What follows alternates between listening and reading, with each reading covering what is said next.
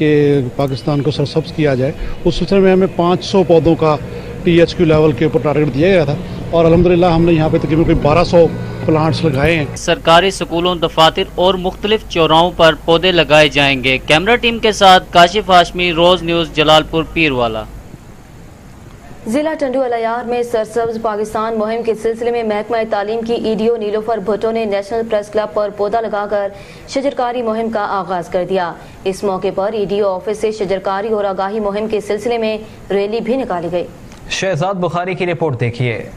ضلع ٹنڈو الیار میں EDO education نیلوفر بھٹو نے نیشنل پریس کلب پر پودا لگا کر شجرکاری مہم کا آغاز کر دیا۔ اس موقع پر ایجوکیشن افسران اور طلبہ نے EDO آفس سے شجرکاری مہم اور اویئرنیس مہم کے سلسلے میں ریلی بھی نکالی، جو نیشنل پریس کلب پر اختتام پذیر ہوئی۔ ریلی میں شریک محکمہ تعلیم کے میل فیمیل افسران نے مین شاہراہ پر سینکڑوں پودے بھی لگائے۔ اس موقع پر ان کا کہنا تھا کہ آج کی یہ مہم سرسبز پاکستان کی ایک کڑی ہے۔ ڈسٹرکٹ ٹنڈو الیار ویسے تو ماشاءاللہ سے ہرا بھرا ہے، لیکن یہاں پہ روڈ پہ ہمیں یہ جو میڈین ہے اس پہ کمی محسوس کی گئی، اور اویئرنیس جگانے کے لیے لوگوں میں اور ان بچوں میں پودے لگائے ہیں۔ شجرکاری مہم کے دوران میڈم تبسم، میڈم نسیم لغاری، عبدالعزیز عباسی، سید ذیشان شاہ اور جاوید قمر نے کہا کہ پاکستان میں بڑھتی ہوئی موسمیاتی تبدیلیوں اور بارش نہ ہونے کے سبب ملک بھر میں پودے لگانے کا آغاز ہو چکا ہے۔ عوام کا بھی فرض ہے کہ وہ ان پودوں کی اپنے بچوں کی طرح پرورش کریں تاکہ آنے والے دنوں میں پاکستان موسمیاتی تبدیلیوں کا سامنا کر سکے۔ کیمرامین زبیر بخاری،